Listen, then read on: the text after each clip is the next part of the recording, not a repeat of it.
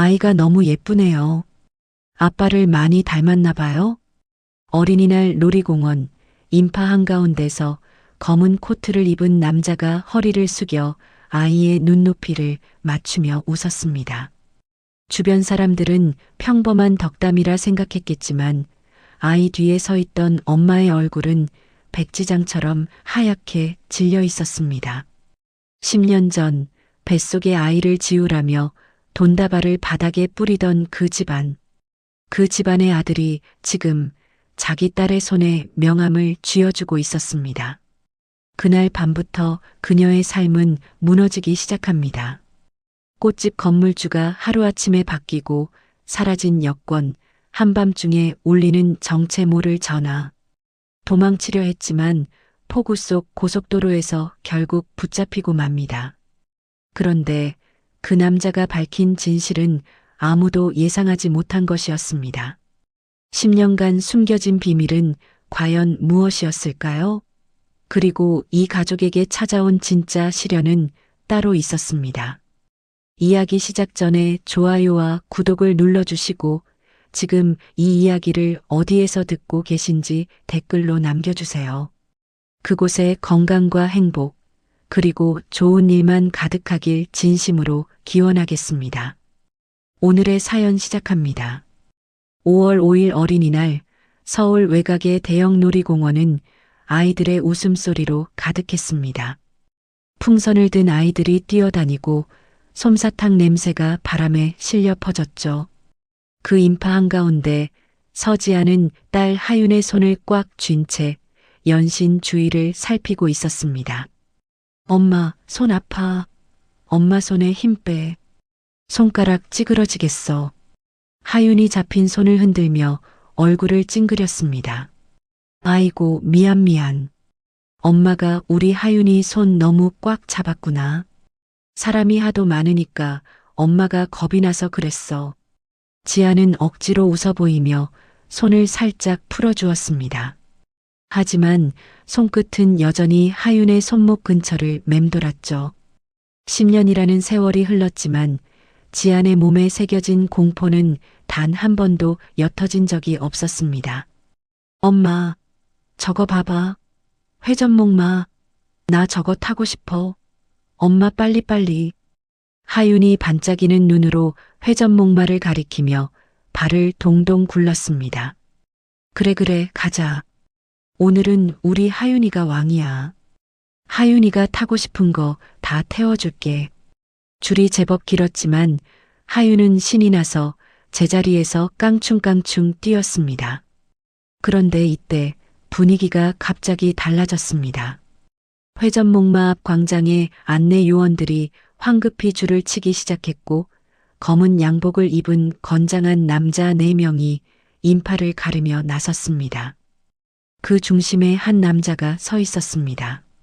짙은 네이비색 코트에 검은 터틀넥, 차가운 눈매에 날카로운 턱선. 강민우였습니다. 이 구역 동선 누가 짠 거야? 엉망이잖아. 아이들이 뛰어다니다 사고나게 생겼는데 안전 펜스가 이 모양이야? 당장 시정하고 내일 아침까지 보고서 내 책상 위에 올려놔. 민우가 회전목마 옆 펜스를 가리키며 차갑게 내뱉었습니다. 고개를 돌려 다음 시설을 점검하려던 그 순간 민우의 발이 땅에 박힌 듯 멈췄습니다. 인파 틈새로 고개를 푹 숙이고 아이를 감싸 안은 여자가 보였습니다. 그리고 그 아이의 옆모습을 본 순간 민우의 눈동자가 크게 흔들렸습니다. 자신의 어린 시절 사진을 오려붙인 것처럼 그 아이는 민우를 쏙 빼닮아 있었습니다. 대표님, 다음 시설 점검 시간이. 비서실장 이현수가 다가서자 민우는 손을 들어 제지하고 인파를 향해 걸음을 옮겼습니다. 지아는 본능적으로 위험을 감지했습니다. 고개를 든 순간 인파를 가르며 자신에게 걸어오는 민우의 모습이 눈에 들어왔죠. 사방이 인파로 막혀 빠져나갈 수 없었습니다. 지아는 하윤을 등 뒤로 밀어 숨겼지만 이미 민우는 코앞까지 다가와 있었습니다. 민우는 아무 말 없이 허리를 숙여 하윤의 눈높이에 맞추고 입가에 기묘한 미소를 띄었습니다. 아이가 너무 예쁘네요. 아빠를 많이 닮았나 봐요? 주변 사람들이 들으면 평범한 덕담이었지만 지안의 귓속에서 그 말은 천둥처럼 울렸습니다. 지안은 입술을 꽉 깨물었고 목구멍이 막혀 한마디도 나오지 않았습니다. 엄마, 이 아저씨 누구야? 엄마 아는 사람이야? 하윤이 엄마 등 뒤에서 고개를 쏙 내밀었습니다. 민우는 품 안에서 명함 한 장을 꺼내 하윤의 손에 쥐어주며 말했습니다. 아저씨가 나중에 맛있는 거 사줄게. 뭐 먹고 싶은 거 있으면 여기로 연락해. 약속? 바로 그때 인파 저쪽에서 남자 목소리가 들려왔습니다. 여보. 꽃집 옆 가게 이웃상인 정태가 아내와 함께 놀이공원에 왔다가 지안을 발견하고 다가오고 있었습니다. 지안은 순간적으로 판단했습니다. 정태가 다가오자 남편인 것처럼 자연스럽게 정태의 팔을 잡았습니다. 여보, 여기 있었구나. 하윤이 데리고 빨리 가자. 얘가 아까부터 배고프다고 계속 칭얼거렸잖아. 정태는 지안의 창백한 얼굴과 떨리는 손을 보고 본능적으로 맞장구를 쳤습니다. 아, 응응. 가자. 하윤아, 아빠가 맛있는 거 사줄게. 빨리 가자. 세 사람이 인파 속으로 사라지자 민우는 꿈쩍도 하지 않고 그 뒷모습을 지켜봤습니다. 굳어진 턱 근육이 미세하게 떨리고 있었죠. 현수, 저 남자 누군지 당장 알아봐. 뭐하는 놈인지, 지안이랑 무슨 사이인지. 오늘 자정 전까지 내 앞에 갖다 놔. 민우가 뒤도 돌아보지 않고 차갑게 내뱉었습니다. 집으로 돌아온 지안은 현관문을 이중으로 잠그고 체인까지 걸었습니다. 하윤이 건넨 명함을 16조각으로 찢어 쓰레기통에 버렸지만 손끝의 떨림은 멈추지 않았습니다. 명함 조각들 사이로 10년 전의 기억이 밀물처럼 밀려왔습니다. 서울 한남동 으리으리한 저택 거실이었습니다. 20살의 지안이 그 거실 한가운데 서 있었죠. 임신 8주차 갓 민우의 아이를 가진 것을 확인한 직후였습니다. 민우의 어머니는 소파에 다리를 꼬고 앉아 차갑게 지안을 내려다보고 있었습니다. 그래서 뭐 우리 민우 아이를 가졌다? 네가? 내년이? 어머님, 민우한테도 말씀드렸습니다. 저희 둘 다 이 아이를 낳아서 키우고 싶습니다. 제발 허락해 주십시오. 민우의 어머니가 코웃음을 치며 자리에서 일어났습니다. 허락? 내가 뭘 허락해? 고아원 출신의 부모도 없고 배경도 없는 것이 감히 우리 집안 문턱을 넘으려고? 정신이 있어 없어? 민우의 어머니가 테이블 위에 갈색 봉투를 집어 거꾸로 뒤집자 돈다발이 지안의 발 앞으로 쏟아졌습니다. 여기 5천만 원이야. 많지? 내 주제에 이만한 돈 구경이나 해봤어? 내 아들 앞길 막지 말고 당장 뱃속에 든 거 치워. 깔끔하게. 지안이 이를 악물고 고개를 저었습니다. 못합니다. 이 아이는 민우의 아이이기도 합니다. 아무리 어머님이라도 이건 안 됩니다. 뭐, 안 돼? 네가 지금 나한테 안 된다고 했어? 민우의 어머니가 테이블 위에 서류를 집어 지안의 가슴팍에 밀어붙였습니다. 서류 상단에는 낙태동의서라는 글자가 선명하게 찍혀 있었습니다. 지안의 손이 반사적으로 배를 감쌌습니다. 곱게 말할 때 도장 찍어. 안 그러면 내 주변 사람들까지 하나도 안 남기고 다 쓸어버릴 테니까. 내가 못할 것 같아? 어머님 제발. 나가. 당장 꺼져. 내일까지 이 집 근처에 얼씬거리면 그때는 내가 직접 처리한다. 알아듣겠어? 쫓겨나듯 저택 대문을 나선 지안의 머리 위로 빗줄기가 쏟아졌습니다. 젖은 머리카락이 얼굴에 들러붙는 것도 모른 채 배를 움켜쥐고 걸으며 지안은 이를 악물었습니다. 절대 안 뺏겨. 무슨 일이 있어도 이 아이만은 절대 안 뺏겨. 내가 죽어도 이 아이는 내가 지킨다. 그날 밤 지아는 고시원에 짐을 쓸어 담아 서울을 떠났습니다. 다시 현재 하윤이 잠든 방문을 살짝 열어둔 채 지아는 거실불을 모두 끄고 소파 구석에 쪼그리고 앉았습니다. 창밖을 지나가는 자동차 불빛 하나에도 어깨를 움찔거리며 놀랐죠. 바로 그때 휴대폰이 울렸습니다. 화면에는 발신자 정보 없음만 떠 있었습니다. 여보세요? 누구세요? 수화기 너머에서는 규칙적인 숨소리만 고요하게 흘러나왔습니다. 들이쉬고 내쉬고 마치 지안의 반응을 즐기듯 느리고 고른 호흡이었습니다. 거기 누구냐고요? 대답 좀 해보세요. 대답 없이 전화가 끊겼습니다. 그런데 이때 현관 쪽에서 소리가 났습니다. 띠띠띠. 도어락 비밀번호를 누르는 전자음이었습니다. 지아는 벌떡 일어났습니다. 비밀번호가 맞지 않았는지 전자음이 끊기고 잠시 정적이 흘렀습니다. 인기척이 느껴졌다가 서서히 멀어졌습니다. 지아는 그날 밤 한숨도 자지 못했습니다. 해가 뜨자마자 하윤을 깨워 꽃집으로 향했습니다. 이른 아침에 차갑고 축축한 공기가 셔터를 감싸고 있었습니다. 지아는 셔터 앞에 서서 멈췄습니다. 셔터 위에 하얀 봉투 하나와 노란색 종이가 붙어 있었습니다. 건물주 변경 안내문이라는 제목의 종이, 그리고 봉투 안에는 퇴거를 종용하는 내용 증명이 들어 있었습니다. 지안의 손에서 봉투가 미끄러져 바닥에 떨어졌습니다. 엄마, 왜 그래? 가게 안 열어? 엄마 어디 아파? 하윤이 걱정스러운 눈으로 올려다봤습니다. 지아는 대답하지 못했습니다. 10년 동안 숨죽이며 쌓아 올린 삶이 단 하루 만에 금이 가기 시작하고 있었습니다. 지아는 밤새 내용 증명을 몇 번이고 다시 읽었습니다. 위약금 액수는 꽃집 한 달 매출의 10배가 넘는 금액이었죠.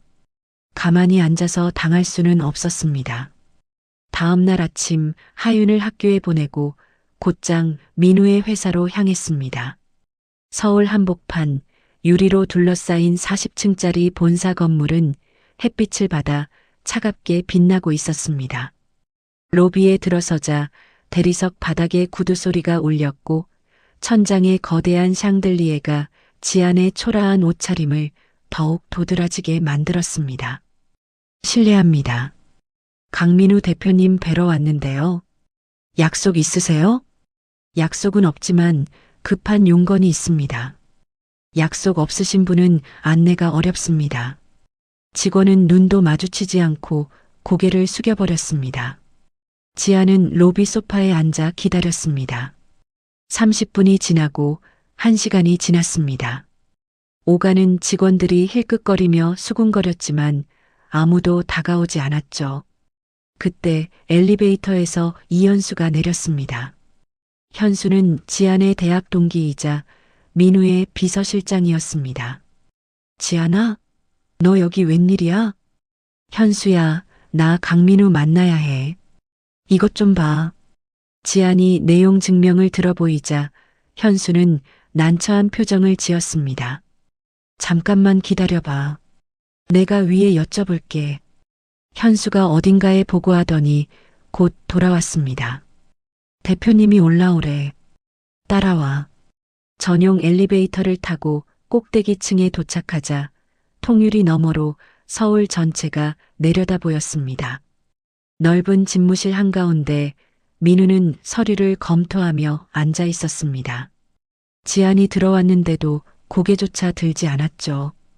그 서류 때문에 온 거지? 참 성격 급한 건 하나도 안 변했네. 민우가 펜을 내려놓고 비로소 고개를 들었습니다. 입가에는 여유로운 미소가 걸려 있었지만 눈빛은 차가웠습니다. 내 건물인데 내 맘대로 하는 거지. 뭐가 문제야? 마음에 안 들면 나가도 좋아. 위약금만 낼 수 있다면. 민우가 서랍에서 서류 한 장을 꺼내 테이블 위에 툭 던졌습니다. 적힌 금액은 3억. 꽃집을 10년 넘게 해도 만질 수 없는 돈이었습니다. 이 금액이 말이 된다고 생각해요? 이건 사람을 갖고 노는 거잖아요. 갖고 놀다니 서운하게. 나는 정당한 사업을 하는 건데. 민우가 의자 등받이에 기대며 턱을 괴었습니다. 돈이 없으면 몸이라도 뛰어야지. 매일 아침 8시 내 집무실에 꽃 배달을 직접 해. 계약 기간 동안. 그러면 위약금은 없던 걸로 해줄게.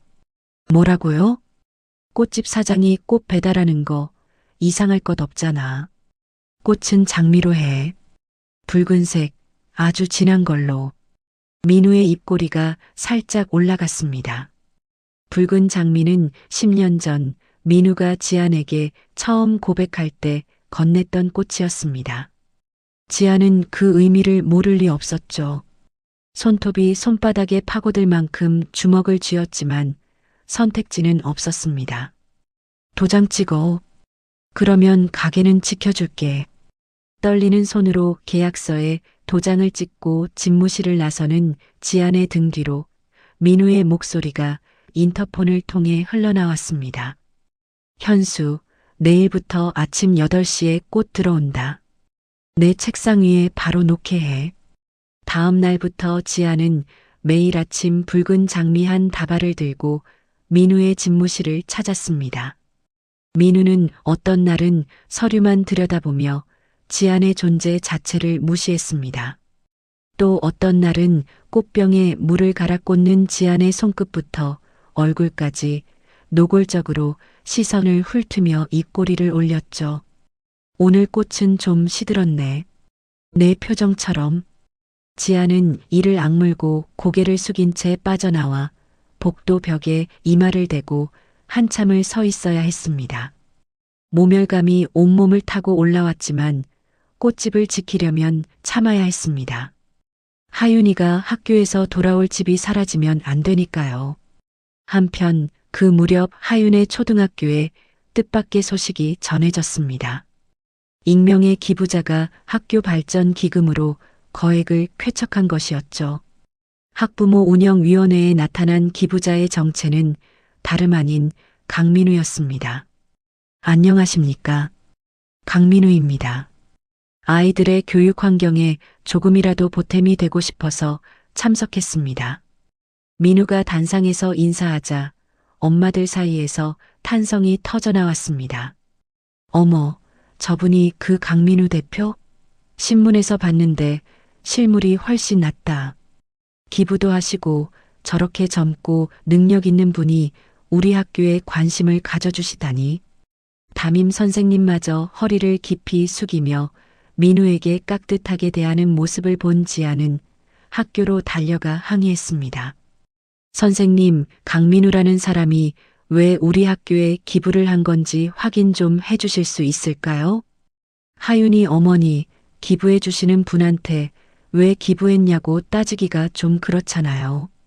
지안의 목소리가 높아지자 복도의 다른 학부모들이 고개를 돌리며 수군거렸습니다. 하윤이 엄마 왜 저래? 좋은 일 하시는 건데 뭐가 불만이래. 아무도 지안의 편이 아니었습니다. 며칠 뒤 하윤이 학교에서 돌아오더니 신이 나서 소리쳤습니다. 엄마, 나 선물 받았어. 이것 봐봐. 하윤의 손에는 분홍색 케이스에 이름이 새겨진 최신형 스마트폰이 들려 있었습니다. 하윤아, 이거 누가 줬어? 놀이공원에서 만난 아저씨. 학교 앞에서 기다리다가 나한테 줬어. 엄마한테는 비밀이래. 지안의 낯빛이 순식간에 굳었습니다. 하윤아, 이거 엄마한테 줘. 모르는 사람한테 선물 받으면 안 되는 거 알지? 모르는 사람 아니야. 아저씨 되게 착해. 맛있는 것도 사준다고 했단 말이야. 지안이 스마트폰을 뺏으려 손을 뻗자 하윤이 폰을 등 뒤로 숨기며 소리쳤습니다. 엄마는 왜 그 아저씨만 미워해? 아저씨는 나한테 잘해주는데. 엄마는 맨날 안 된다 하지 마라. 그 말밖에 모르잖아. 아빠도 없으면서. 하윤은 방으로 뛰어들어가 문을 쾅 닫아버렸습니다. 아빠도 없으면서. 그 한마디가 지안의 가슴 한가운데를 관통했습니다. 지안은 소파에 주저앉아 두 손으로 얼굴을 감싼 채 소리 없이 어깨를 들썩였습니다. 그날 밤이었습니다. 꽃집 문을 두드리는 소리가 들려왔습니다. 지안아, 문 좀 열어봐. 나야. 술에 취한 듯 살짝 풀린 발음이었지만 10년 전 연인 시절의 다정한 톤이 그대로 묻어 있었습니다. 지안은 가슴이 쿵쾅거리는 것을 느끼며 문 앞에 섰습니다. 열어서는 안 된다는 것을 알고 있었습니다. 이 문을 열면 10년 동안 쌓아 올린 벽이 무너진다는 것을 알고 있었죠. 지안은 문을 열지 않았습니다. 민우의 목소리가 순식간에 차갑게 변했습니다. 언제까지 숨길 수 있을 것 같아? 그 애 내 딸이지? 눈만 봐도 아는데 왜 도망쳐? 내 생각은 안 해? 아빠 없이 키우는 게 그렇게 자랑스러워? 민우가 문을 한번 세게 내리쳤습니다. 지아는 하윤이 깰까봐 대답도 하지 못한 채 문에 등을 기대고 바닥에 주저앉았습니다. 입술을 깨물어 터진 자리에서 피가 배어 나왔지만 아프지 않았습니다. 가슴이 너무 아파서 다른 통증은 느낄 수가 없었죠. 한참 뒤 발소리가 멀어지고 지안이 문을 살짝 열자 바닥에 서류 봉투 하나가 놓여 있었습니다. 봉투를 뜯는 손끝이 얼음장처럼 차가웠습니다. 안에는 하윤의 유치원 기록부터 병원 진료 기록까지 10년의 행적이 낱낱이 조사된 보고서가 들어 있었습니다. 하윤이 몇 살에 첫걸음을 뗐는지, 어떤 병원에서 주사를 맞았는지, 어느 유치원을 다녔는지, 지안이 숨기려 했던 10년의 흔적이 한 장 한 장 고스란히 담겨 있었죠. 보고서 맨 뒷장에는 노란 포스트잇이 붙어 있었습니다. 양육권 변경 신청 준비 완료. 지안의 숨이 턱 막혔습니다. 하윤이를 뺏어가겠다고? 그건 절대 안 돼. 절대. 지안은 벌떡 일어나 안방 서랍을 뒤졌습니다. 만약을 대비해 깊숙이 넣어둔 여권 2장이 있어야 할 자리였습니다. 서랍은 텅 비어 있었습니다. 옷장을 열고 침대 밑까지 뒤졌지만 여권은 감쪽같이 사라져 있었습니다. 지아는 텅 빈 서랍 앞에 무릎을 꿇고 앉아 떨리는 두 손을 내려다보았습니다. 도망칠 수도 맞서 싸울 수도 없는 막다른 골목이었습니다. 며칠간 잠을 제대로 자지 못한 지안의 얼굴에는 짙은 그림자가 내려앉아 있었습니다. 그래도 꽃집은 열어야 했습니다. 하윤의 학원비, 월세, 공과금. 하루라도 가게를 닫으면 당장 다음 달이 막막해지니까요. 그날도 지아는 꽃집 앞에서 물통에 꽃을 정리하고 있었습니다. 이른 오후에 햇살이 유리 화병에 부딪혀 반짝거렸고 꽃집 앞 골목은 한산한 편이었죠. 그런데 이때 골목 입구에서 검은 승용차 2대가 나란히 멈춰 섰습니다. 차 문이 열리더니 건장한 남자 3명이 먼저 내렸고 그 뒤를 이어 선글라스를 쓴 여자 하나가 골프채를 손에 쥔 채 내렸습니다. 윤세라였습니다. 세라는 골프채를 어깨에 걸치고 꽃집을 향해 성큼성큼 걸어왔습니다. 하이힐이 바닥을 찍어내는 소리가 또각또각 골목에 울렸죠. 너야? 서지안이라는 게? 세라가 선글라스를 벗으며 지안을 위아래로 훑어보았습니다. 지안은 물통을 내려놓으며 한 발 뒤로 물러섰습니다. 누구세요? 저한테 무슨 일이시죠? 무슨 일이냐고? 네가 한 짓을 모르겠어? 세라가 골프채를 휘둘러 진열대 위에 유리 화병을 내리쳤습니다. 쨍 하는 소리와 함께 화병이 산산조각 났고 꽃과 물이 바닥에 쏟아졌습니다. 지안이 놀라서 뒷걸음질 치는 사이 세라는 2번째 화병, 3번째 화병을 연달아 내리쳤습니다.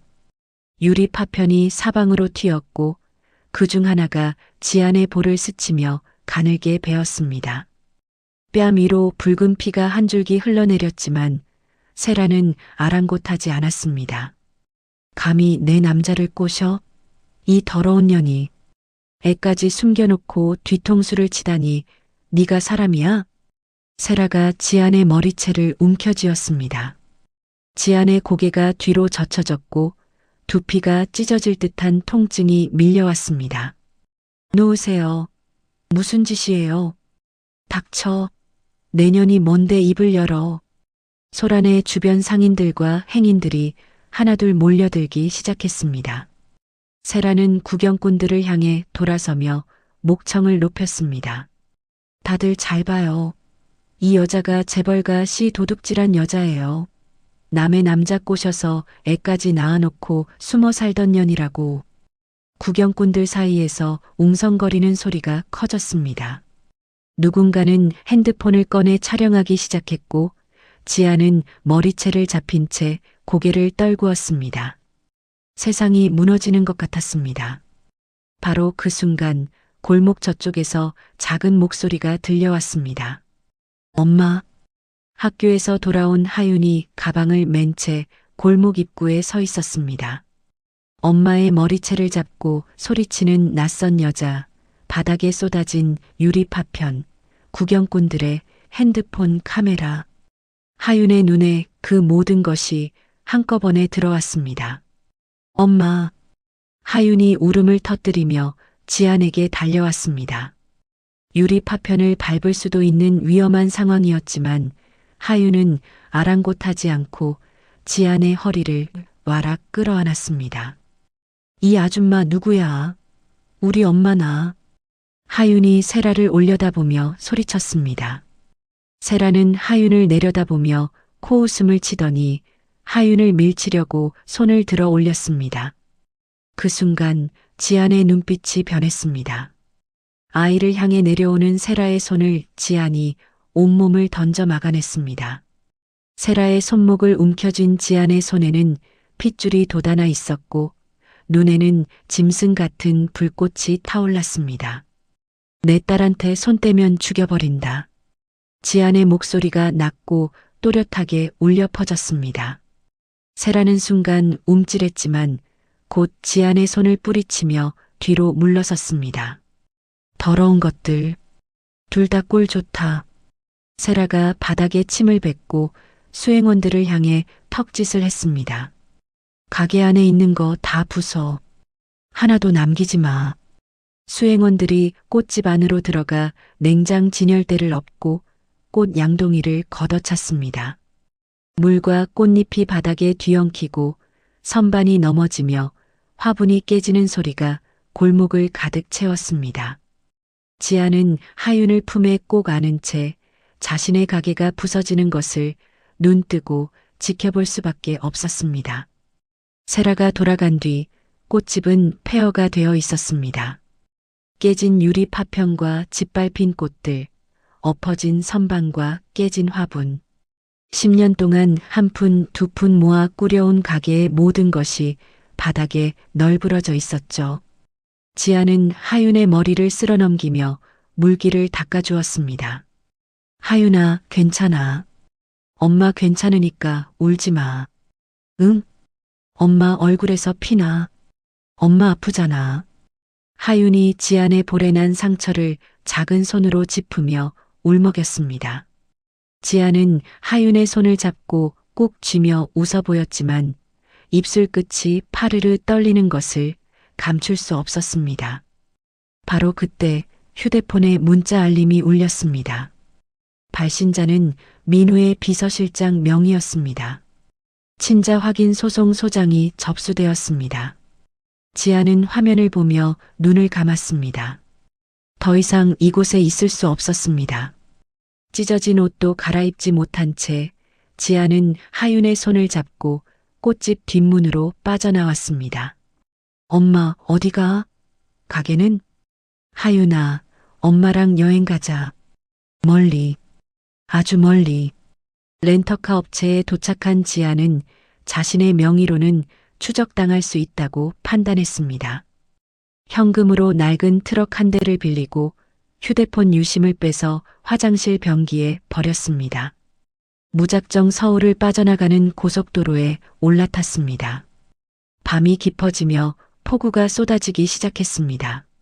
와이퍼가 바쁘게 움직여도 앞이 제대로 보이지 않았습니다. 조수석에서 하윤은 지쳐 잠들어 있었고 지아는 핸들을 꽉 움켜쥔 채 앞만 바라보았습니다. 그런데 이때 백미러에 불빛 2개가 잡혔습니다. 검은 세단 2대가 일정한 거리를 유지하며 뒤따라오고 있었습니다. 지안의 심장이 미친 듯이 뛰기 시작했습니다. 제발, 제발 아니길. 지안이 속도를 올리자 검은 세단들도 속도를 높였습니다. 세단 한 대가 왼쪽으로 붙고 다른 한 대가 오른쪽으로 붙으며 트럭을 양옆에서 압박하기 시작했습니다. 지안은 필사적으로 핸들을 꺾으며 갓길로 빠져나가려 했습니다. 하지만 앞을 가로막은 또 다른 차량 때문에 트럭은 급브레이크를 밟을 수밖에 없었습니다. 타이어가 빗물 위를 미끄러지며 가드레일을 들이받았고 요란한 소음과 함께 트럭이 멈춰 섰습니다. 에어백이 터지며 하얀 가루가 차 안에 퍼졌습니다. 하윤이 놀라서 비명을 질렀습니다. 엄마, 엄마 괜찮아? 하윤아, 괜찮아. 괜찮으니까 엄마한테 꼭 붙어 있어. 정신을 차릴 새도 없이 트럭을 포위한 차량들에서 건장한 남자들이 우르르 내렸습니다. 빗속에서 남자들이 트럭 문을 강제로 뜯어내려 했습니다. 지아는 잠긴 문고리를 2손으로 붙잡고 있는 힘껏 버텼습니다. 안 돼. 내 딸 못 데려가. 제발, 제발 우리 좀 내버려둬. 지안이 비명을 지르며 하윤을 품에 꼭 안았습니다. 하윤은 엄마의 품에 파묻혀 온몸을 부들부들 떨고 있었죠. 쾅! 운전석 창문이 깨졌습니다. 빗물이 쏟아져 들어왔고 깨진 유리 사이로 젖은 머리카락을 뒤로 넘긴 민우의 얼굴이 나타났습니다. 민우는 분노에 찬 눈으로 지안을 노려보며 잠금 장치를 풀었습니다. 문이 거칠게 열렸습니다. 민우가 지안의 팔목을 낚아채며 고함을 질렀습니다. 죽고 싶어 환장했어? 폭우에 이런 트럭 끌고 고속도로를 달려? 애가 타고 있는데 왜 말을 안 들어? 나 놓으라고. 하윤이한테 손대지 마. 지안이 발버둥을 쳤습니다. 민우의 소나기에 잡힌 팔목이 벌겋게 달아올랐지만 지안은 하윤을 아는 팔만큼은 절대 풀지 않았습니다. 빗물과 눈물이 뒤섞인 지안의 얼굴 위로 민우의 그림자가 드리워졌습니다. 빗속에서 발버둥 치는 지안의 얼굴을 내려다보던 민우의 표정이 변했습니다. 분노로 일그러져 있던 눈가가 서서히 풀리더니 입술이 파르르 떨리기 시작했죠. 지안의 볼에 난 상처, 찢어진 옷, 그리고 품에 안겨 공포에 떠는 하윤. 민우는 잡고 있던 지안의 팔목을 놓았습니다. 아무 말 없이 자신의 코트를 벗어 비에 젖은 지안의 어깨를 감싸고 뒷좌석에서 담요를 꺼내 하윤을 둘러쌌습니다. 그리고 수행원들을 향해 낮은 목소리로 말했습니다. 차 돌려. 아이 놀라지 않게 조용히 이동해. 소리 지르는 놈은 당장 잘라. 수행원들이 일제히 고개를 숙이고 물러났습니다. 민우는 지안과 하윤을 자신의 방탄 경호 차량 뒷좌석에 태웠습니다. 차 안에는 따뜻한 히터 바람이 나오고 있었고 가죽 시트에서 은은한 향이 났습니다. 민우는 조수석 아래에서 구급상자를 꺼냈습니다. 솜에 소독약을 묻혀 지안의 볼에 난 상처를 조심스럽게 닦아주었습니다. 지안은 고개를 돌리며 피했지만 민우의 손은 부드러우면서도 단호했습니다. 가만히 있어. 덧나면 어쩌려고. 손대지 마. 네가 무슨 자격으로. 자격? 지금 자격을 따질 때야? 내 볼에서 피가 나고 있는데? 지안은 입을 다물었습니다. 민우가 상처에 밴드를 붙이고 나서야 한숨을 내쉬며 말했습니다. 미안해. 조금만 더 참지 그랬어. 미안하다고? 가게를 부수고 아이한테 접근하고 양육권 소송까지 걸어놓고 미안하다고? 결국 하윤이 뺏으러 온 거잖아. 지안이 이를 악물며 쏘아붙였습니다. 민우는 지안의 눈을 똑바로 바라보았습니다. 그 눈에는 분노도 집착도 아닌 깊은 슬픔 같은 것이 담겨 있었습니다. 양육권 소송은 내가 건 게 아니야. 뭐? 그 보고서도 소송 문자도 전부 내가 한 게 아니라고. 민우가 코트 안주머니에서 휴대폰을 꺼내 화면을 넘겼습니다. 녹음 파일 하나를 재생하자 차 안의 낡은 음질의 여자 목소리가 울려 퍼졌습니다. 내 아들 앞길 막지 말고 당장 지워. 안 그러면 내 주변 사람들까지 가만 안 둔다. 10년 전 저택 거실에서 민우의 어머니가 지안에게 했던 말이었습니다. 지안의 눈동자가 크게 흔들렸습니다. 이걸 어떻게 해? 네가 떠난 이후 3년 전에야 알았어. 민우가 휴대폰을 주머니에 넣으며 말했습니다. 목소리가 낮게 가라앉아 있었죠. 그 전까지는 네가 나를 버렸다고 생각했어. 임신한 것도 모르고 하루아침에 사라진 네가 원망스러웠어. 미치도록 찾았는데 흔적도 없더라. 전화번호도 바꾸고 고시원도 빼고. 민우가 잠시 말을 멈추고 창밖을 바라보았습니다. 빗줄기가 유리창을 타고 흘러내리고 있었습니다. 3년 전에 아버지 유품을 정리하다가 어머니 서재에서 녹음기를 찾았어. 거기에 이게 들어 있었지. 어머니가 내게 한 짓을 그제야 알았어. 민우가 다시 지안을 바라보았습니다. 그날 바로 어머니와 의절했어. 그리고 힘을 키웠어. 널 다시 찾았을 때 아무도 널 건드리지 못하게 하려고. 그게 무슨 소리야? 그러면 세라는 뭐야? 약혼까지 해놓고. 세라와의 약혼은 연막이었어. 민우의 대답에 지안은 귀를 의심했습니다. 세라 집안이 우리 회사 지분을 노리고 있었어. 나는 그 집안의 비리 증거를 모으려고 일부러 접근한 거야. 세라와 결혼할 생각은 처음부터 없었어. 그러면 가게를 부순 건? 그 여자가 와서 난리를 친 건? 세라가 예상보다 빨리 내 존재를 눈치챘어. 내 주변을 캐다가 네가 매일 꽃 배달을 오는 걸 알게 된 거야. 내가 막으려고 했는데 한 발 늦었어. 지안은 혼란스러웠습니다. 머릿속이 엉켜 아무것도 정리가 되지 않았죠. 그 보고서는, 양육권 소송 문자는 전부 세라 쪽에서 한 짓이야. 나인 척 조작해서 너를 겁주려고. 네가 도망가면 나와 아이 사이를 영원히 끊을 수 있으니까. 민우가 앞좌석의 현수를 바라보았습니다. 현수가 몸을 돌려 지안을 바라보며 입을 열었습니다.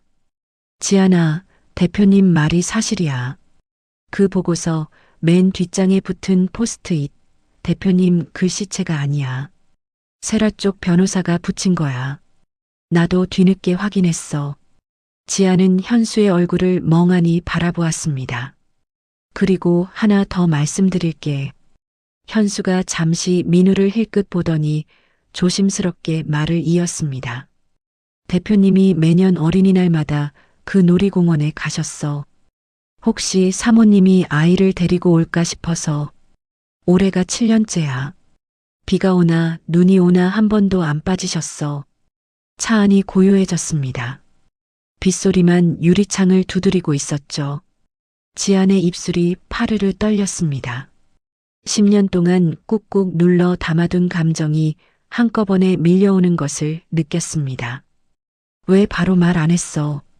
놀이공원에서 만났을 때 왜 그렇게 무섭게 굴었어? 나쁜 놈처럼. 지안의 목소리가 갈라졌습니다. 세라 쪽 사람들이 널 감시하고 있었어. 내가 내 편인 걸 들키면 너와 하윤이가 더 위험해지니까. 일부러 나쁜 놈 노릇을 한 거야. 민우가 고개를 숙이며 말했습니다. 여권도 내가 가져간 거 맞아. 네가 도망치지 못하게 하려는 것도 있었지만 세라 쪽에서 여권을 손에 넣으면 아이 신상이 완전히 노출되니까 지키려면 그 방법밖에 없었어. 지아는 더 이상 말을 잇지 못했습니다. 참았던 눈물이 뺨을 타고 흘러내렸습니다. 주먹으로 눈물을 닦아내도 계속 흘러나왔습니다. 차는 서울 시내가 한눈에 내려다 보이는 초고층 주상복합의 지하 주차장으로 들어섰습니다. 여기는 내 개인 소유야. 등기부에도 내 이름이 안 올라가 있어.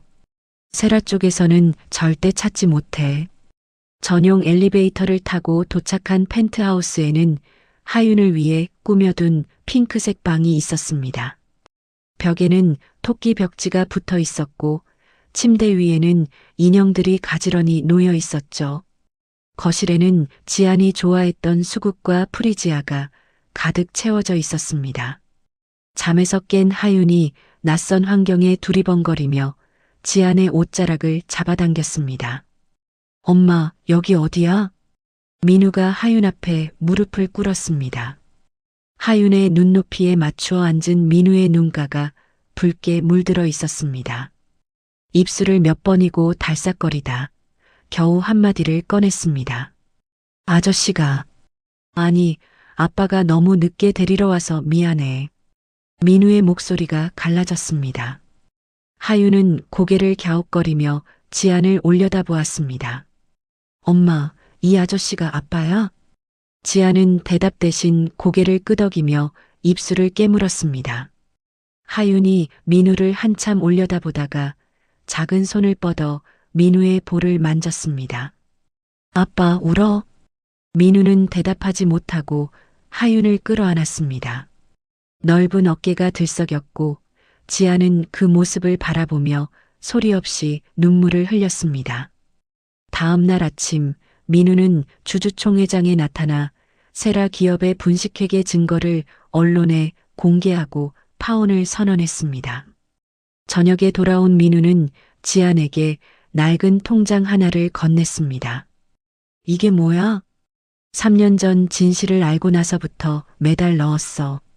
10년치를 소급해서. 통장을 펼친 지안의 눈이 커졌습니다. 매달 같은 날짜에 같은 금액이 빠짐없이 입금되어 있었습니다. 적금처럼 꼬박꼬박 쌓인 3년치 양육비가 빼곡하게 찍혀 있었죠. 지아는 통장을 가슴에 꼭 끌어안았습니다. 10년간 홀로 감당했던 외로움과 고통이 통장 한 권의 무게로 쏟아져 내리는 것 같았습니다. 민우가 지안의 어깨를 감싸 안았습니다. 지안은 저항하지 않았습니다. 민우의 품에 기댄 채 그날 밤 10년 만에 처음으로 깊은 잠에 빠져들었습니다. 일주일이 지났습니다. 펜트하우스의 아침은 늘 조용했지만 그날따라 유난히 분주했습니다. 민우가 이른 새벽부터 전화를 붙들고 어딘가에 지시를 내리고 있었죠. 조명은 전부 따뜻한 색으로 받고 회전목마 주변에 꽃길 깔고 불꽃놀이는 9시 정각에 시작해. 빈틈없이 준비해. 지안이 부엌에서 하윤의 아침을 차리다 고개를 돌렸습니다. 이 아침부터 무슨 전화야? 오늘 저녁에 나갈 데가 있어. 셋이서. 어디? 가면 알아. 민우가 짧게 웃으며 전화를 끊었습니다. 그 웃음이 10년 전 대학교 캠퍼스에서 짓던 그 장난기 어린 미소와 닮아 있었습니다. 지아는 괜히 가슴이 두근거려 고개를 돌렸죠. 저녁이 되자 민우의 차는 서울 외곽으로 향했습니다. 뒷좌석에 앉은 하윤이 창밖을 내다보며 소리쳤습니다. 아빠, 저기 놀이공원이다. 우리 여기 가는 거야? 맞아. 오늘은 하윤이가 하고 싶은 거 다 할 수 있어. 진짜? 회전목마도? 범퍼카도? 전부 다. 놀이공원 정문에 도착하자 하윤의 입이 떡 벌어졌습니다.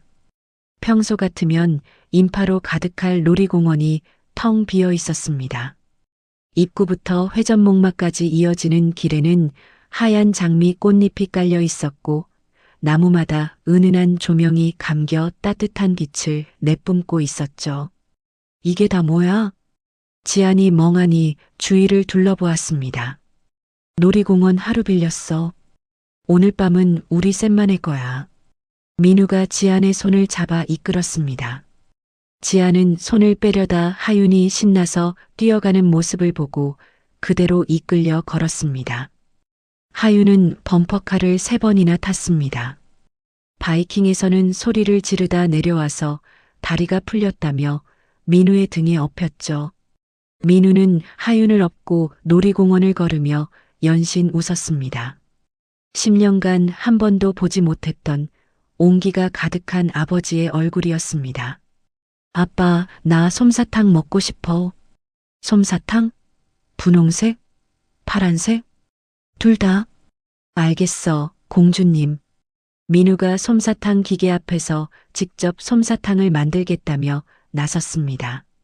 설탕을 너무 많이 넣어 기계가 덜컹거리자 하윤이 깔깔 웃었고 지안도 참지 못하고 웃음을 터뜨렸습니다. 엉망진창인 솜사탕을 하윤에게 건네는 민우의 손끝에 설탕가루가 잔뜩 묻어 있었습니다. 아빠 솜사탕 못 만드네. 엄마가 만드는 게 훨씬 나았겠다. 에이, 아빠가 만든 거니까 더 맛있는 거야. 민우가 볼을 부풀리며 억울한 척하자 하윤이 솜사탕을 한 입 베어 물고 고개를 끄덕였습니다. 응, 맛있어. 아빠가 만들어서 맛있어.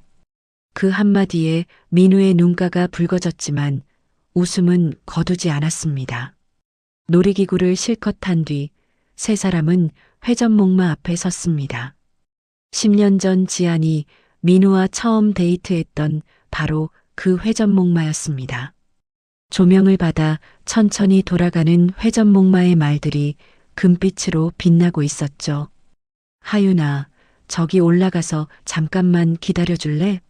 아빠가 엄마한테 할 말이 있어. 비밀 이야기야? 응, 좀 중요한 거야. 하윤이 회전목마 위에 올라타 말 등에 앉았습니다.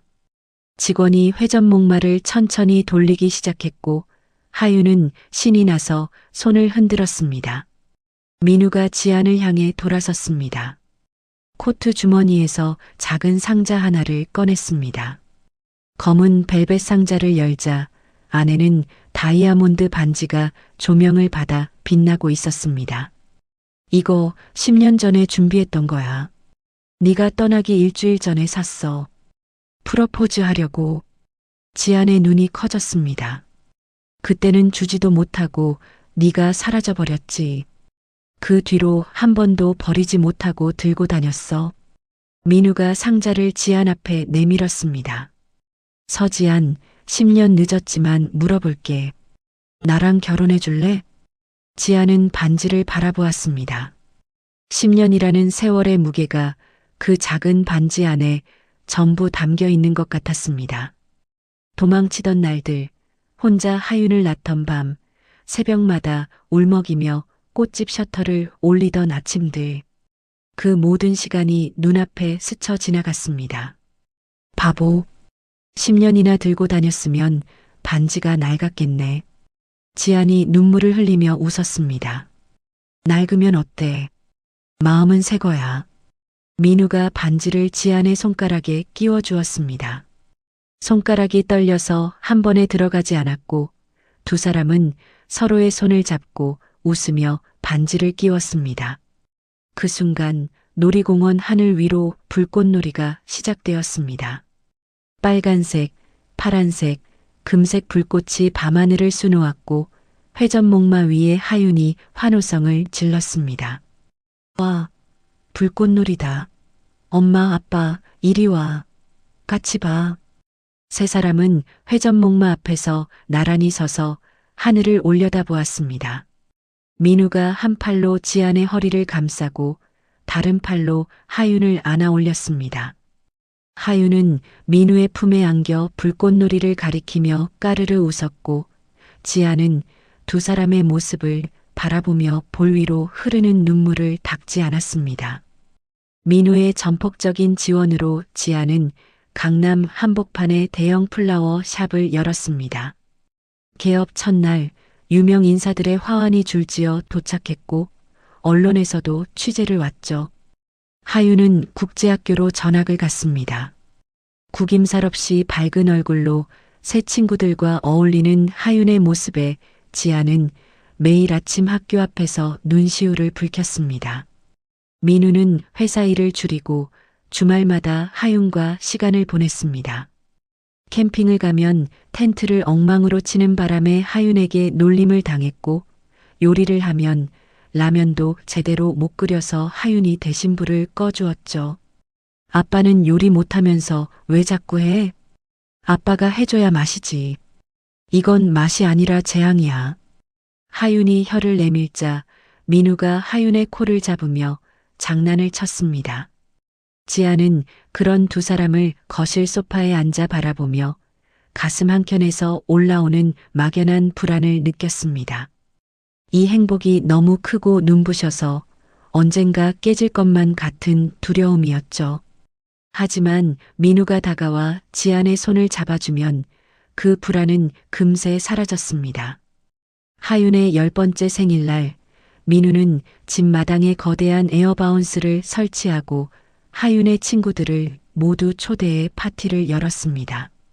아이들의 웃음소리가 마당을 가득 채웠고 케이크 초를 불어끄는 하윤의 볼에는 생크림이 잔뜩 묻어 있었습니다. 파티가 한창일 때 하윤이 친구들과 뛰어놀다 넘어져 무릎이 까졌습니다. 지안이 달려가 무릎을 보니 피가 유독 멈추지 않았습니다. 엄마 안 아파. 괜찮아.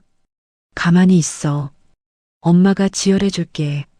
지아는 손수건으로 무릎을 꾹 눌렀지만 피가 쉽게 멈추지 않아 미간을 찌푸렸습니다. 밴드를 두 겹으로 붙이고 나서야 피가 겨우 멈췄죠.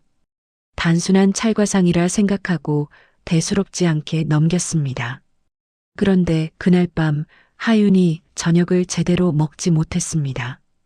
하윤아, 왜 밥 안 먹어? 아까 케이크 많이 먹었어? 아니, 그냥 어지러워. 밥 먹기 싫어. 어지럽다고? 어디 열나는 거 아니야? 지안이 하윤의 이마에 손을 대봤지만 열은 없었습니다. 하윤은 그대로 식탁에 엎드려 잠이 들었고 민우가 하윤을 안아 방에 눕혔습니다. 며칠 뒤 세 사람은 가족여행으로 제주도에 갔습니다. 바다가 보이는 풀빌라에서 하윤은 수영복으로 갈아입고 신나게 물속으로 뛰어들었습니다. 민우와 지아는 풀 옆 선베드에 나란히 앉아 하윤이 물장구 치는 모습을 바라보고 있었죠. 그런데 이때 물속에서 하윤의 움직임이 멈췄습니다. 하윤의 코에서 선홍색 피가 흘러나오더니 하윤의 몸이 힘없이 물속으로 가라앉았습니다. 하윤아. 민우가 선배들을 박차고 일어나 물속으로 뛰어들었습니다.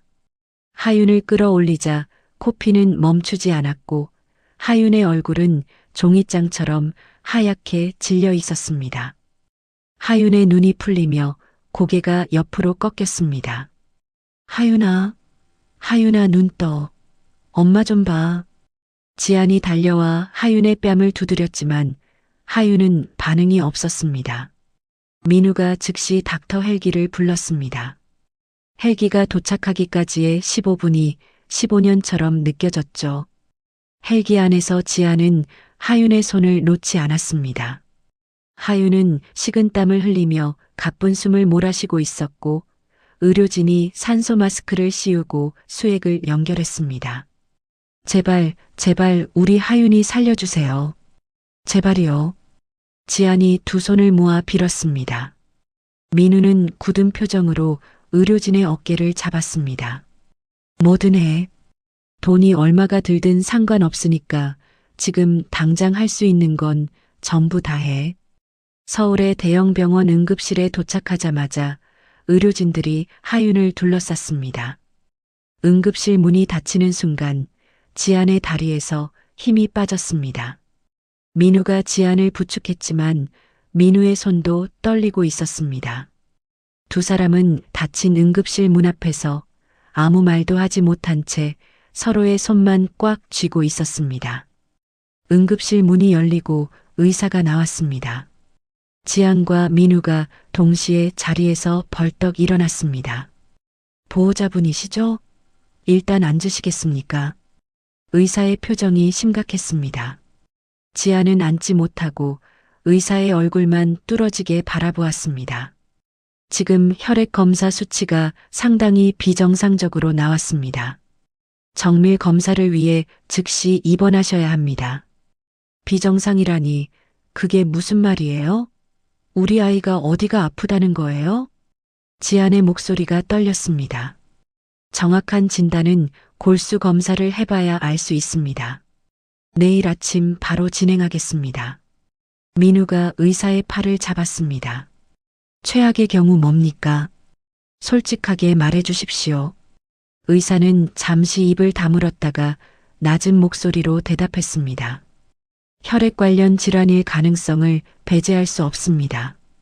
그 한마디에 지안의 무릎이 꺾였습니다.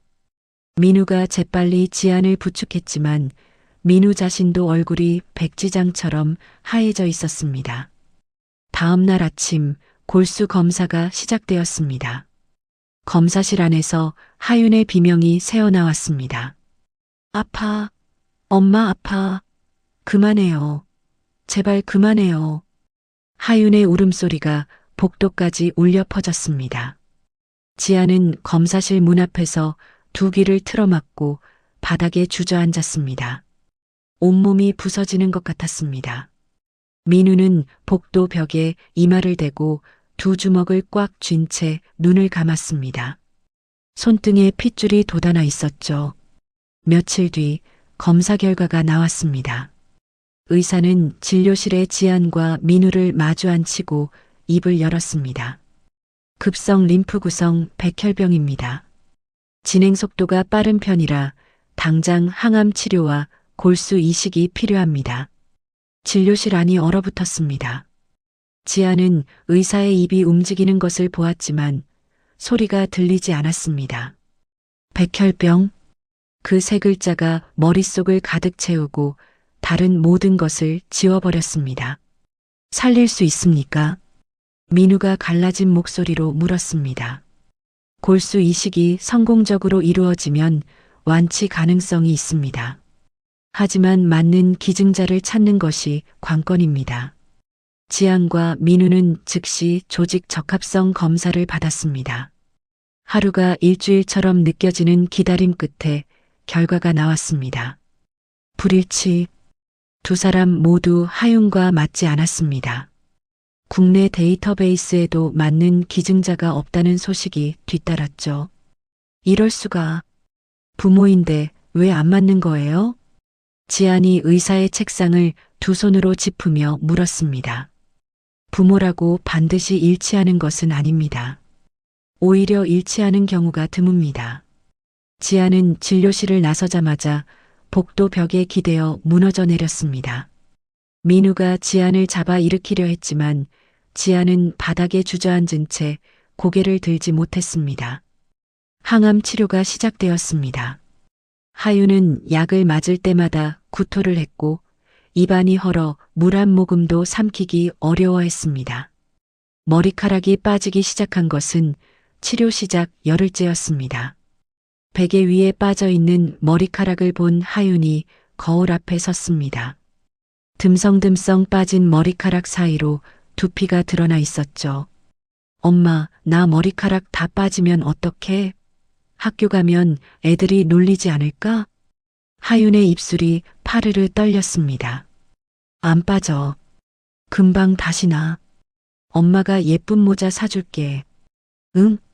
지안이 웃어 보이며 하윤의 머리를 쓸어 넘겼지만 손가락 사이로 머리카락 몇 가닥이 또 빠져나왔습니다. 하윤은 거울을 보며 울음을 터뜨렸고 지안은 하윤을 끌어안은 채 입술을 깨물어 소리가 새어나오지 않게 막았습니다. 민우는 해외 골수 은행까지 뒤지며 기증자를 찾으려 백방으로 뛰었습니다. 미국, 독일, 일본. 연락할 수 있는 병원은 전부 연락했고 동원할 수 있는 인맥은 모두 동원했습니다. 하지만 돌아오는 대답은 한결같았습니다. 유전자형이 희귀해서 일치하는 기증자를 찾기가 매우 어렵습니다.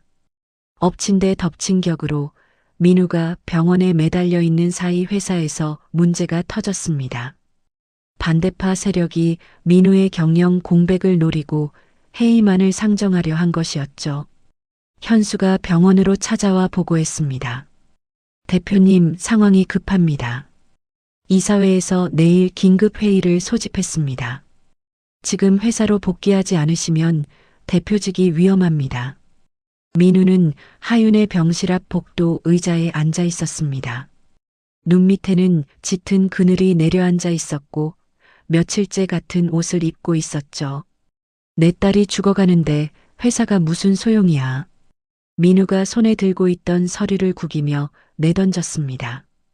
대표님, 나가. 한 번만 더 회사 얘기 꺼내면 너도 자르겠어. 현수는 입을 다물고 고개를 숙인 채 물러났습니다. 하윤의 상태는 급격히 나빠졌습니다. 일반 병실에서 무균실로 옮겨졌고 면회마저 제한되었습니다. 지아는 무균실 앞 유리창에 손을 대고 안을 들여다보았습니다. 하윤은 산소호흡기를 쓴 채 눈을 감고 누워 있었고 가느다란 팔에는 수액줄이 여러 개 꽂혀 있었습니다. 한 달 전까지 놀이공원에서 뛰어다니던 아이의 모습은 어디에도 없었습니다. 지안이 유리창에 이마를 대고 소리 없이 울었습니다. 민우는 지안의 옆에 서서 아무 말도 하지 못했습니다. 두 사람 사이에 침묵만 무겁게 내려앉아 있었죠. 다음 날 의사가 두 사람을 불러 세웠습니다. 솔직하게 말씀드리겠습니다. 일주일 안에 기증자를 찾지 못하면 마음의 준비를 하셔야 합니다. 지안의 다리가 풀렸습니다. 민우가 지안을 부축하며 의사에게 물었습니다.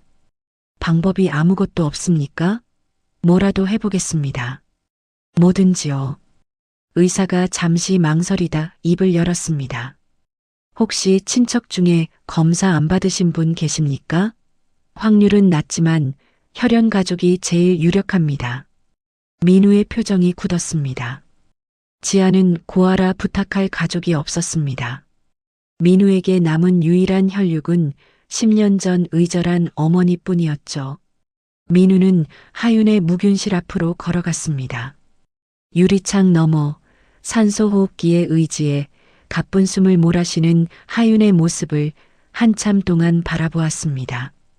유리창에 비친 자신의 얼굴이 일그러지는 것을 보며 민우는 주먹을 꽉 쥐었습니다.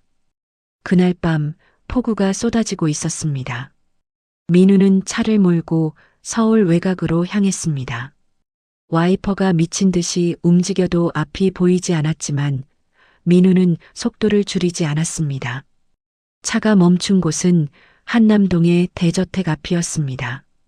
10년 동안 발길을 끊었던 어머니의 집이었죠. 굳게 닫힌 대문 앞에서 민우는 차 문을 열고 빗속으로 걸어 나갔습니다. 양복이 순식간에 흠뻑 젖었지만 아랑곳하지 않았습니다. 민우는 대문 앞 돌바닥 위에 무릎을 꿇었습니다. 천하의 강민우가 자존심을 모두 버리고 빗물에 젖은 채 대문 앞에 엎드렸습니다. 이마가 차가운 돌바닥에 닿았고 빗물이 얼굴을 타고 흘러내렸습니다. 어머니, 제발 문 좀 열어주세요. 제 딸이 죽어갑니다. 어머니, 민우의 절규가 폭우 속으로 퍼져나갔습니다. 하지만 대문은 열리지 않았습니다. 빗줄기만 민우의 등 위로 쉴 새 없이 쏟아져 내리고 있었습니다. 빗줄기는 점점 거세졌습니다. 민우의 목소리는 1시간 전보다 훨씬 갈라져 있었습니다. 무릎 아래 양복 바지가 빗물에 젖어 돌바닥에 들러붙었고 체온이 빠져나간 손끝이 하얗게 질려 있었죠. 제가 잘못했습니다, 어머니. 의절한 것도 연락 끊은 것도 다 제 잘못입니다. 제발 제 딸만 살려주세요. 어머니, 제발 한 번만 도와주세요. 딱 한 번만요. 제 딸이 죽어갑니다. 목이 찢어질 듯한 고함이었습니다. 빗물에 젖은 양복 바지가 무릎에 들러붙었고 돌바닥의 냉기가 뼈까지 파고들었죠. 하지만 민우는 일어나지 않았습니다. 저한테 화가 나셨으면 저를 벌하세요. 저를요. 제 딸은 아무 죄가 없습니다. 10살짜리 아이한테 무슨 죄가 있다고. 민우의 두 주먹이 돌바닥을 내리쳤습니다. 손등이 까져 피가 배어 나왔지만 빗물에 씻겨 흘러내릴 뿐이었습니다. 저태간 2층 침실에서 민우의 어머니는 커튼 사이로 대문 앞을 내려다보고 있었습니다. 빗속에서 무릎 꿇고 울부짖는 아들의 모습이 흐릿한 빗줄기 사이로 보였습니다. 어머니는 커튼을 놓고 돌아서서 침대 옆 탁자 위에 액자를 집어들었습니다. 돌아가신 남편의 사진이었죠. 여보, 나 어떡하면 좋겠어요.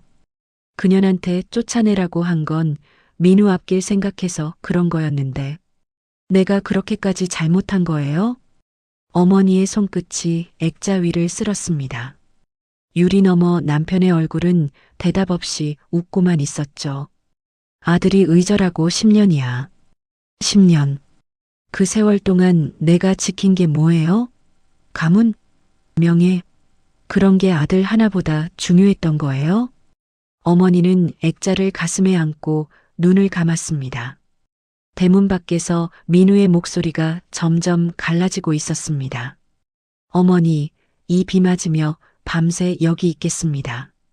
문 열어주실 때까지 안 갑니다. 시간이 흘렀습니다. 민우의 고함은 점점 힘을 잃어갔고 새벽녘이 되자 목소리가 나오지 않았습니다. 쉰 목으로 겨우 내뱉는 단어들이 빗소리에 묻혀 사라졌죠. 몸이 앞으로 기울더니 민우가 돌바닥 위로 쓰러지려 했습니다. 그 순간 대문이 열렸습니다.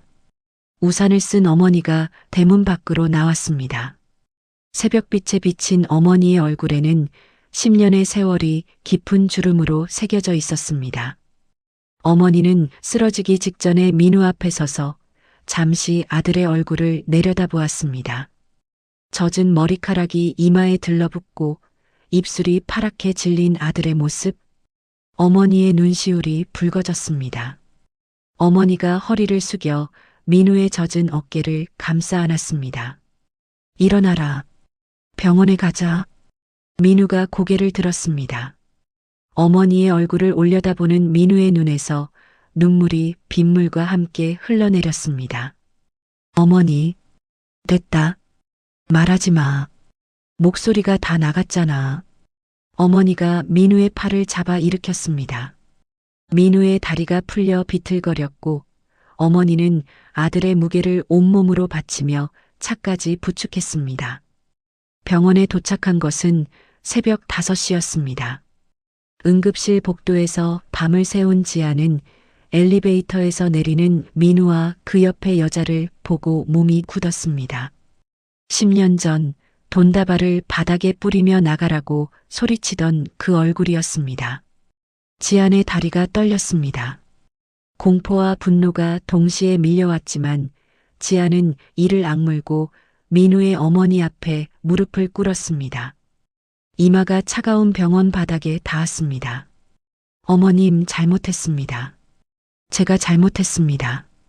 하윤이만 살려주세요. 제발이요. 지안의 목소리가 복도에 울려 퍼졌습니다. 오가던 간호사들이 걸음을 멈추고 돌아보았죠. 어머니는 바닥에 엎드린 지안을 한참 내려다보았습니다. 입술이 한 번 달싹거렸지만 곧 다시 다물었습니다. 일어나. 내 손녀를 살리러 온 거지. 널 용서한 건 아니다. 차갑게 한마디를 내뱉고 어머니는 지안을 지나쳐 검사실 쪽으로 걸어갔습니다.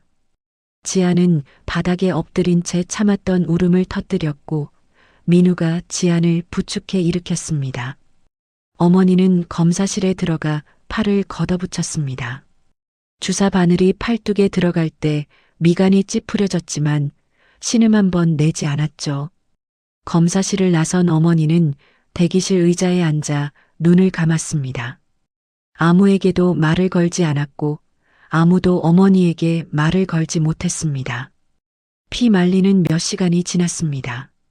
지아는 복도를 서성거렸고 민우는 벽에 기대서서 천장만 올려다보고 있었습니다. 시계 초침 소리가 유난히 크게 들렸죠. 검사실 문이 열리고 의사가 뛰어나왔습니다. 의사의 표정이 달랐습니다. 굳어있던 얼굴에 생기가 돌아 있었죠. 기적입니다. 유전자가 완벽하게 일치합니다. 지안의 무릎이 풀렸습니다.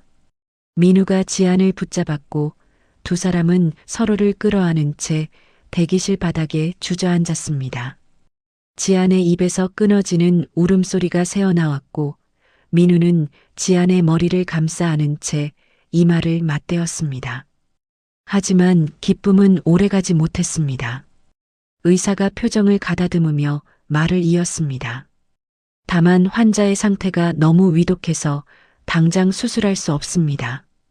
일주일간 전처치 항암 과정을 버텨야 수술이 가능합니다. 일주일. 그 일주일이 하윤에게는 생과 사의 경계였습니다. 가족들은 뜬 눈으로 밤을 새웠습니다. 지아는 무균실 앞 유리창을 떠나지 않았고 민우는 병원 복도 의자에서 잠깐씩 눈을 붙이다 벌떡 일어나기를 반복했습니다. 어머니는 병원 옥상에 올라가 두 손을 모으고 기도를 올렸습니다. 나흘째 되던 날 밤 하윤의 수치가 급격히 떨어졌습니다. 의료진이 긴급하게 투입되었고 1시간 동안 병실 안은 전쟁터처럼 분주했습니다. 지아는 유리창에 두 손을 짚고 안을 들여다보며 입술만 달싹거렸습니다. 하윤아, 버텨. 제발 버텨줘. 새벽녘 수치가 다시 올라갔습니다. 의사가 나와 고개를 끄덕이자 지아는 그 자리에서 바닥에 이마를 대고 엎드렸습니다. 마침내 일주일이 지나고 하윤의 수치가 안정권에 들어섰습니다. 수술이 결정되었습니다. 수술 당일 아침 어머니는 수술복으로 갈아입고 수술실 앞에 섰습니다. 민우가 어머니 앞으로 다가왔습니다. 어머니, 감사합니다. 고마워할 것 없다. 내 손녀니까. 어머니가 짧게 대답하고 수술실 쪽으로 돌아섰습니다. 몇 발자국 걷다가 멈추더니 고개를 돌리지 않은 채 말했습니다. 만약 내가 잘못되더라도 아이는 꼭 지켜라. 민우의 입술이 떨렸습니다. 대답 대신 깊이 고개를 숙였고 어머니는 수술실 안으로 들어갔습니다. 수술이 시작되었습니다. 1시간이 지나고 2시간이 지났습니다. 지아는 복도 의자에 앉아 두 손을 깍지 끼고 기도를 멈추지 않았습니다. 민우는 벽에 기대서서 수술실 위 불빛만 노려보고 있었죠. 3시간째에 접어들었을 때 수술실 안에서 비상벨이 울렸습니다. 삐. 날카로운 경보음이 복도를 가득 채웠고 간호사 2명이 혈액팩을 들고 수술실 안으로 뛰어들어갔습니다. 지안이 의자에서 미끄러지듯 바닥으로 쓰러졌습니다. 눈이 뒤집히며 의식을 잃었죠. 민우가 지안에게 달려가다 말고 수술실 문을 두드리며 소리쳤습니다. 안에서 무슨 일이야? 제발 살려줘. 제발.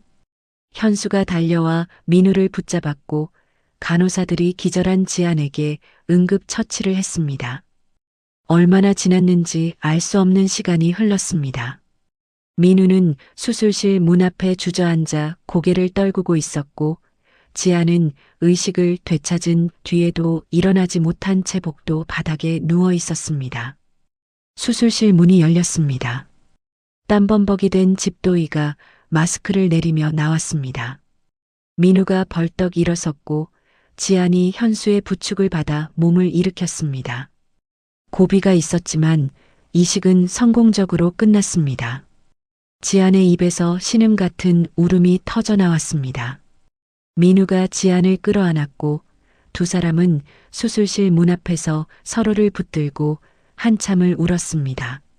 며칠 뒤 회복실에서 마취가 깬 어머니는 침대에 누운 채 태블릿 화면을 바라보고 있었습니다. 민우가 무균실의 하윤을 실시간 영상으로 연결해 놓은 것이었죠. 하윤은 여전히 산소호흡기를 쓰고 있었지만 얼굴에 핏기가 조금씩 돌아오고 있었습니다. 어머니는 화면 속 하윤의 얼굴을 한참 들여다보았습니다. 하윤의 왼쪽 귀 아래 작은 점 하나가 보였습니다. 어머니가 자신의 왼쪽 귀 아래를 손으로 만졌습니다. 똑같은 위치에 똑같은 점이 있었죠. 어머니의 눈시울이 붉어졌습니다. 일주일 뒤 하윤은 무균실에서 일반 병실로 옮겨졌습니다. 하윤이 눈을 뜨고 처음 본 것은 병실 의자에 앉아 있는 낯선 할머니였습니다. 엄마, 저 할머니 누구야? 하윤아, 인사드려. 할머니야. 하윤이 살려주신 할머니. 하윤은 침대에서 몸을 일으켰습니다. 아직 힘이 없는 몸으로 침대 위에 꼿꼿이 앉더니 허리를 굽혀 배꼽 인사를 했습니다. 할머니, 고맙습니다. 어머니의 입술이 파르르 떨렸습니다. 대답하려 했지만 목소리가 나오지 않았습니다. 고개를 돌려 창밖을 바라보았지만 볼 위로 눈물이 흘러내리는 것을 숨길 수는 없었죠. 다음 날 어머니는 지안을 병원 옥상으로 불러냈습니다. 두 사람은 나란히 서서 서울 하늘을 바라보았습니다. 한참 동안 아무 말이 없었습니다. 먼저 입을 연 것은 어머니였습니다. 네가 미운 건 여전하다. 지안은 고개를 숙였습니다. 하지만 내 손녀를 낳아줘서 고맙다. 지안이 고개를 들었습니다. 어머니는 지안을 바라보지 않고 먼 하늘만 보고 있었지만 그 목소리에는 10년 동안 한 번도 들어보지 못한 온기가 담겨 있었습니다. 지안은 대답 대신 어머니 옆에 서서 같은 하늘을 바라보았습니다. 두 사람 사이의 벽이 무너진 것은 아니었습니다. 하지만 그 벽에 작은 틈이 생긴 것만은 분명했습니다. 1년이 흘렀습니다. 하윤은 완치 판정을 받았습니다. 의사가 더 이상 치료가 필요 없습니다라고 말하던 순간 진료실 안은 눈물바다가 되었죠. 지아는 하윤을 끌어안고 한참을 울었고 민우는 의사의 손을 두 손으로 감싸주며 연신 고개를 숙였습니다. 머리카락도 다시 자라났습니다. 까만 머리카락이 보송보송하게 올라온 하윤은 매일 아침 거울 앞에 서서 머리를 만지작거렸습니다. 엄마, 나 머리 길면 묶을 수 있어? 그럼 예쁘게 따아줄게. 리본도 달아주고. 하윤이 활짝 웃었습니다. 1년 전 병실에서 머리카락이 빠지며 울던 아이의 얼굴은 이제 어디에도 없었습니다. 하윤은 학교에 도시락을 싸들고 다녔습니다. 민우의 어머니가 새벽마다 일어나 직접 만든 도시락이었죠. 밥 위에 김으로 하윤의 이름을 오려 붙이고 반찬통마다 작은 쪽지를 넣어 두었습니다. 오늘도 맛있게 먹어라. 할머니가 응원한다. 하윤은 점심시간마다 친구들에게 도시락 뚜껑을 열어 보여주었습니다. 이거 우리 할머니가 만든 거야. 우리 할머니 요리 진짜 잘해. 와, 너네 할머니 대단하다. 나도 한 입만. 안 돼. 이건 할머니가 나한테만 만들어준 거야. 하윤이 도시락을 감싸 안으며 웃었습니다. 그 모습을 학교 담장 너머에서 지켜보던 어머니의 입가에 미소가 번졌습니다. 어머니는 아무에게도 들키지 않게 돌아서서 발걸음을 옮겼죠. TV에서는 윤세라 집안의 소식이 연일 보도되고 있었습니다. 주가 조작과 횡령 혐의로 세라의 아버지가 구속되었고 세라 역시 공범 혐의로 재판을 앞두고 있었죠. 민우는 거실 소파에 앉아 뉴스 화면을 무덤덤하게 바라보다 채널을 돌렸습니다. 안 봐? 지안이 옆에 앉으며 물었습니다. 볼 것도 없어? 끝난 일이야. 민우가 리모컨을 내려놓으며 지안의 어깨를 끌어당겼습니다. 지아는 자연스럽게 민우의 어깨에 머리를 기댔죠. 1년 전에는 상상도 할 수 없던 평범한 저녁 풍경이었습니다. 결혼식 날이 다가왔습니다. 민우는 성대한 결혼식 대신 가족과 가까운 지인들만 초대한 소박한 식을 고집했습니다. 나는 결혼식에서 남들 보여주려고 하는 게 아니야. 내 앞에서 약속하고 싶은 거야. 민우가 청첩장을 정리하며 말했습니다. 지아는 대답 대신 민우의 손등을 꾹 쥐었습니다. 결혼식은 서울 외곽의 작은 정원에서 열렸습니다. 하얀 장미로 장식된 아치 아래 지아는 하얀 드레스를 입고 서 있었습니다. 화려하지 않았지만 봄볕을 받은 지안의 얼굴은 10년 전 대학 시절보다 더 빛나고 있었죠. 하윤이 화동으로 나섰습니다. 작은 바구니에 꽃잎을 담아 길 위에 뿌리며 걸어왔고 반지 쿠션을 민우에게 건넸습니다. 아빠, 떨어뜨리면 안 돼. 안 떨어뜨려. 걱정 마. 민우가 웃으며 반지를 받아들었습니다. 손가락이 미세하게 떨리고 있었지만 하윤에게는 들키지 않으려 애를 썼죠. 성혼 선언문은 민우의 어머니가 낭독했습니다. 단상에 선 어머니는 준비해 온 종이를 펼쳤지만 첫 줄을 읽자마자 목소리가 갈라졌습니다. 오늘 내 아들 민우와 며느리 지안이 부부의 연을 맺습니다. 며느리. 어머니의 입에서 처음으로 나온 그 호칭에 지안의 눈에서 눈물이 쏟아졌습니다. 10년 전 내가 이 인연을 끊으려 했습니다. 그게 가문을 지키는 길이라 믿었습니다. 하지만 틀렸습니다. 어머니의 손이 떨려 종이가 바르르 흔들렸습니다. 1년 전 수술실에 들어가면서 깨달았습니다. 가문의 명예보다 재산보다 내 손녀의 작은 손가락 하나가 더 소중하다는 것을. 참석한 하객들이 눈시울을 붉혔습니다. 두 사람의 앞날에 아픔 대신 웃음만 가득하길 이 어미가 빌겠습니다. 어머니가 종이를 접으며 고개를 숙였습니다. 민우가 단상으로 올라가 어머니를 안았고 어머니는 아들의 등을 두드리며 고개를 끄덕였습니다. 결혼식이 끝난 뒤 민우와 지아는 축의금 전액과 민우의 사재를 털어 하윤소아암 재단을 설립했습니다. 아픈 아이들을 돕는 일에 두 사람이 함께 나서기 시작했죠. 민우는 딸바보가 되었습니다. 중요한 바이어 미팅 중에도 하윤의 학예회 시간이 되면 양해를 구하고 자리를 박차고 나갔습니다. 대표님, 지금 나가시면 계약이. 현수가 난감한 표정으로 말을 잇지 못했습니다. 현수야, 내 딸이 무대에서 노래 부르는 거랑 계약서 사인하는 거랑 뭐가 더 중요한 것 같아? 가십시오, 대표님. 현수가 체념한 듯 웃으며 고개를 저었습니다. 민우는 이미 집무실을 나서고 있었죠.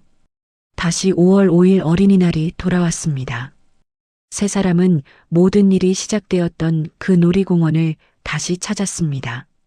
1년 전 놀이공원을 통째로 빌려 프로포즈를 했던 그곳이었고 2년 전 민우와 지안이 운명처럼 재회했던 그곳이었습니다. 벚꽃이 흩날리는 길을 세 사람이 나란히 걸었습니다. 지안은 2년 전 도망치듯 빠져나갔던 그 길을 이제는 세상에서 가장 든든한 두 사람과 함께 걷고 있었습니다. 발밑에 떨어진 벚꽃잎을 밟을 때마다 사각사각 소리가 났고 바람에 실려온 솜사탕 냄새가 코끝을 간지렸죠. 하윤이 저만치 앞에서 분홍색 풍선을 들고 뛰어갔습니다. 까만 머리카락이 바람에 나부꼈고 웃음소리가 놀이공원 전체에 울려 퍼지는 것 같았습니다. 민우가 지안의 허리를 감싸며 말했습니다. 여기 오니까 그날 생각나네. 어떤 날? 네가 하윤이 등 뒤에 숨기고 고개도 못 들고 벌벌 떨던 날. 지안이 피식 웃었습니다. 무서워서 도망가고 싶었는데. 그래서 도망갔잖아. 트럭 끌고. 야, 그건 네가 무서웠으니까 그렇지. 내가 뭐가 무서워? 다 무서웠어. 눈빛도 목소리도 갑자기 나타난 것도. 민우가 웃으며 지안의 이마에 입술을 대었습니다. 이제 도망 못 가. 내가 꽉 잡고 있을 거니까. 지안은 민우의 가슴에 이마를 기대며 눈을 감았습니다. 2년 전 이 자리에서 심장이 터질 듯 뛰던 공포는 이제 없었습니다. 그 자리를 따뜻하고 단단한 안도감이 채우고 있었죠. 하윤아. 민우가 저만치 앞서 달려가는 하윤을 향해 손을 흔들었습니다. 하윤이 뒤를 돌아보았습니다. 풍선을 든 채 활짝 웃는 하윤의 얼굴에 봄볕이 쏟아지고 있었습니다. 까만 눈동자가 반짝거렸고 왼쪽 귀 아래의 작은 점이 햇빛에 비쳤죠. 민우는 그 모습을 바라보며 나지막이 말했습니다. 이제 보니 알겠네. 누굴 닮아서 저렇게 예쁜지. 2년 전 놀이공원에서 했던 말과 똑같은 말이었습니다. 하지만 그때의 차갑고 날카로운 톤은 어디에도 없었죠. 세상에서 가장 따뜻한 목소리로 민우가 덧붙였습니다. 엄마를 쏙 빼닮았구나. 지안이 민우를 올려다보며 웃었습니다. 눈가에 맺힌 물기가 햇빛에 반짝거렸죠. 아빠, 엄마, 빨리 와. 회전목마 타자. 하윤이 두 사람을 향해 달려왔습니다. 민우의 오른팔에 지안이, 왼팔에 하윤이 매달렸습니다. 세 사람은 서로를 끌어안은 채 웃음을 터뜨렸고 그 웃음소리가 벚꽃잎과 함께 놀이공원의 하늘 위로 퍼져나갔습니다. 회전목마의 경쾌한 음악이 다시 울려 퍼지고 세 사람의 행복한 얼굴 위로 봄 햇살이 쏟아져 내렸습니다. 2년 전 공포의 장소였던 이곳이 이제는 세상에서 가장 따뜻한 장소가 되었습니다. 10년이라는 긴 세월 동안 지아는 홀로 아이를 지키며 살아왔습니다. 누구에게도 기대지 못하고 누구에게도 진실을 말하지 못한 채 매일 꽃집 셔터를 올리며 하루하루를 버텼죠. 민우 역시 진실을 알게 된 뒤 3년이라는 시간을 이를 악물고 힘을 키우며 지안을 지킬 준비를 했습니다. 그리고 민우의 어머니는 가문의 명예라는 이름 아래 저질렀던 잘못을 손녀의 생명 앞에서 비로소 깨달았습니다. 사랑은 때로 우리를 도망치게 만들기도 합니다. 하지만 진짜 사랑은 도망치는 것이 아니라 끝까지 지켜내는 것이 아닐까요? 서로를 향한 믿음을 놓지 않았기에 세 사람은 다시 하나가 될 수 있었습니다. 오늘 이야기가 여러분의 마음에 따뜻한 울림이 되었으면 좋겠습니다. 혹시 주변에 홀로 힘든 시간을 보내고 계신 분이 있다면 오늘 한번 안부 전화를 건네보시는 건 어떨까요? 작은 한마디가 누군가에게는 세상을 버틸 힘이 됩니다. 이 이야기가 마음에 드셨다면 좋아요와 구독 부탁드립니다. 댓글로 오늘 이야기에 대한 여러분의 생각을 들려주시면 더 좋은 사연으로 찾아뵙겠습니다. 오늘도 건강하시고 사랑하는 사람들과 행복한 하루 보내세요. 감사합니다.